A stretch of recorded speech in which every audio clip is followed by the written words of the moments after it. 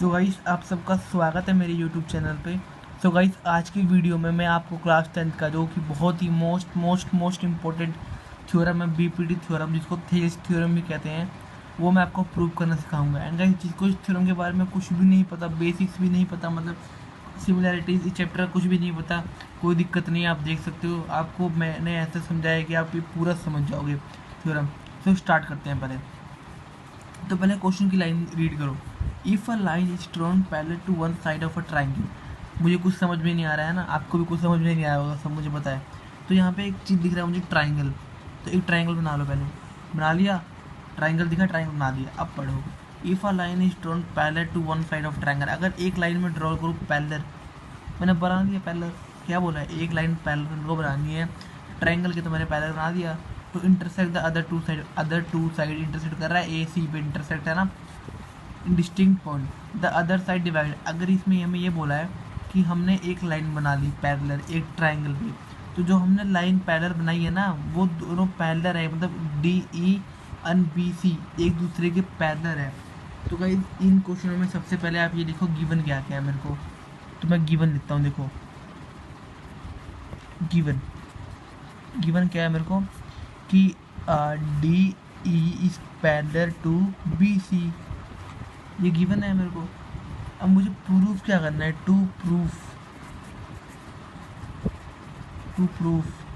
मुझे प्रूफ ये अब देखो, रेशियो का मतलब क्या होता है, मतलब अपॉन में, बटे की शक्ल में। अपॉन में मतलब कि जो इनकी साइड की रेशियो है वो डिवाइडेड इन द सेम, मतलब इनकी साइड की रेशियो है वो सेम रेशियो में डिवाइडेड है। तो हमें ये प्रूफ करना है, यही तो प्रूफ करना है मेरे को। मैं क्या लिख सकता हूँ कि ए डी, इस साइड की बात करने वाले हैं, तो A D upon D B, same ratio मतलब क्या होता है, is equal to A E upon में ई सी। इतना तक समझ में आया, कोई दिक्कत तो नहीं हुई। अब आगे चलते हैं प्रूफ में। तो देखो कैसे प्रूफ कर सकते हैं इसको। तो सबसे पहले हमें क्या करना है, हमें एक कंस्ट्रक्शन करनी पड़ेगी ना गाइस। सबसे पहले हमें एक कंस्ट्रक्शन करनी पड़ेगी, हमें डी से एक लाइन खींचनी पड़ेगी इस तरफ, डी को बेस मान के, एंड एक लाइन खींचनी पड़ेगी ए ई को बेस मान के। तो मैं कर देता हूँ। तो भाई इन पॉइंट्स को कोई भी आप नाम दे दो, जैसे कि फॉर एग्जांपल मैं नाम दे देता हूँ इसको एक्स, इसको वाई। एंड गाइस, जब आपने ये लाइन को एक्सटेंड किया तो इसको पीछे भी एक्सटेंड कर दो, ये इसको ऐसे करके यहाँ पे भी एक्सटेंड कर दो। तो गाइस, अब हमें इसमें प्रूफ क्या करना है, हमें प्रूफ करना है A D upon D B is equal to A E upon A C. हमें इनकी साइड की रेशियो हमें इक्वल प्रूफ करना है, और हमें गिवन क्या था, D E upon B C, है ना।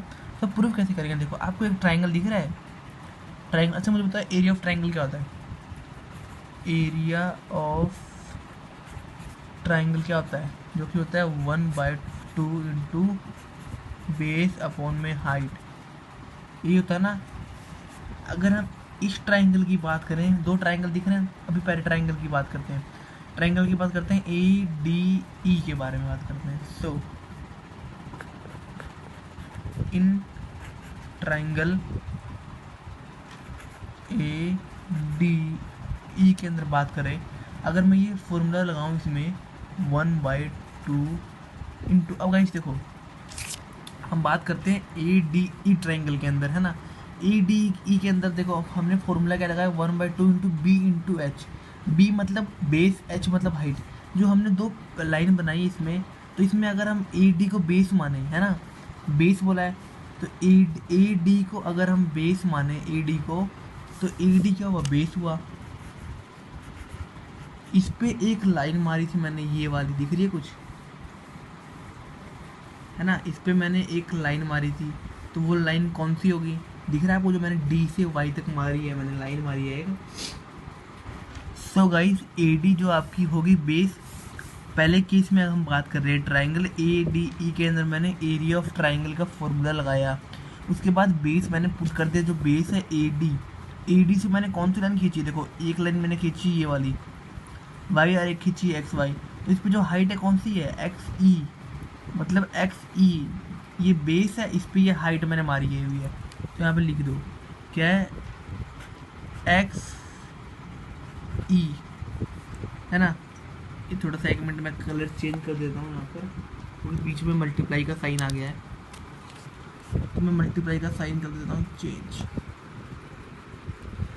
ठीक है गाइस। अब इसी तरह अब देखो, अब इसी तरह हम सेकंड केस की बात करते हैं, क्योंकि हमने 2 लाइन मारी है ना, एक लाइन मारी एक लाइन ऐसे मारी, तो हमने एक लाइन का केस तो हो गया, एक्स का केस तो हो गया। अब सेकंड का केस देखते हैं, तो सेकंड में भी 1/2 लगेगा, 1/2 इंटू, अब इसमें बेस क्या होगा, देखो बेस इसमें ए ई है, तो ए ई होगा इंटू, अब देखो इसमें ए ई पे कौन सी लाइन जा रही है, डी वाई, ए ई पे डी वाई लाइन जा रही है, मतलब डी एंड वाई। इसमें मैं दोबारा इस कलर चेंज कर देता हूँ, जिससे आपको दिखने में दिक्कत ना हो। ठीक है, तो डी वाई। अब हमारे पे ये पहला केस पूरा ख़त्म हो गया पहले ट्राइंगल का। अब आ जाते हैं सेकंड ट्राइंगल के अंदर, आप इसकी इक्वेशन भी नेम कर सकते हो। तो अब बात करते हैं, तो मैं दूसरे पे तो गाइस देखो यहाँ पे 2 ट्राइंगल बन रहे हैं, डी ई बी, है ना, एक बन रहा है डी सी बी, तो दोनों को एक ही करके आप ये फॉर्मूला लगा लो यहाँ पर 1/2। तो अगर पहले की बात करूँ इसकी मैं, तो 1/2 फॉर्मूला लगेगा यहाँ पे। एक मिनट, ये पेज उड़ रहे हैं इसके,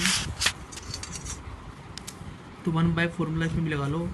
इसमें 1/2 इस वाले ट्राइंगल में डी बी ई, जैसे इसमें हमने 2 ट्राइंगल लेके 2 किया था, बेस हाइट का 2 लाइन थी, तो इसमें भी इसमें 2 ट्राइंगल बन रहा है आपके। एक ट्राइंगल तो ये बन रहा है पहले वाला, एक ट्राइंगल ये बन रहा है। पहले में लगाया हमने 1/2 सेम टू सेम, तो इसमें बेस क्या है, देखो बेस इसमें मैंने ये लिया डी बी, क्या है डी बी, मैं लिख देता हूँ यहाँ पे डी बी इंटू, अब इसको लाइन देखो कौन सी जा रही है, लाइन जा रही है इस पर ई एक्स जा रही है ना, तो मैं ई एक्स कुछ एक्स ही लिखूँ, बात तो एक ही है, तो एक्स ई लाइन बनेगी ये। अब हम सेकंड की बात करते हैं, डी ई बी की बात कर दी मैंने। अब मैं बात करता हूँ डी सी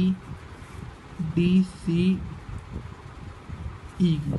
इसमें भी मैंने सेम फॉर्मूला लगाया 1/2 इंटू, अब इसमें बेस क्या होगा, ई सी बेस होगा, सो ई सी इंटू, अब इस पर लाइन कौन सी जा रही है, इस पर जा रही है ई एक्स, सॉरी डी वाई, इस पर डी वाई जा रही है, तो डी वाई मैंने लिख दिया। अब गाइस इन सबको इक्वेशन को अपॉन में लिख लो, मैं इसको इक्वेशन नंबर 1 मार्क कर देता हूँ। 1 मिनट गाइस, हाँ 1 मिनट ये रहा, इसको मैं इक्वेशन नंबर 1 मार्क करता हूँ। ठीक है, इसको इक्वेशन नंबर को जितने भी लिखे थे इन सबको अपॉन में लिख दो। कैसे लिखोगे, देखो पहला इक्वेशन कौन सा था, पहला इक्वेशन था 1/2 into A D, 1/2 into A D into X E, है ना, ये था। एंड अब देखो इसमें सिमिलर कौन सा है, ये देखो पहला ये सिमिलर था, इसके सिमिलर कौन सा है, देखो एक्स ई के सिमिलर कौन सा है, ये सिमिलर है एक्स ई के सिमिलर, ये देखो एक्स यहाँ भी एक्स यहाँ भी, तो इसको अपन में लिख लो। इसका बनेगा 1/2, इसका बनेगा आपका 1/2 इंटू डी बी इंटू, यहाँ भी एक्स ई था, देख लो यहाँ भी एक्स ई था, तो हमने जो सिमिलर था वो एक साथ लिख दिया। अगला बचता है ए ई इंटू डी वाई, तो देखो ए ई इंटू डी वाई, 1/2 यहाँ भी था इंटू, यहाँ भी मैंने इक्वल टू लगा दिया, हाँ अपॉन लगा दिया। अगला कौन सा सिमिलर था इसके, देखो इसके सिमिलर था ई सी के सिमिलर था, 1/2 इंटू ई सी इंटू डी वाई। गाइस अभी देखो हमने अपॉन में लिख लिया, अब देखो ना इसमें कट रहा है कुछ, ये देखो 1/2 से 1/2 कट गया,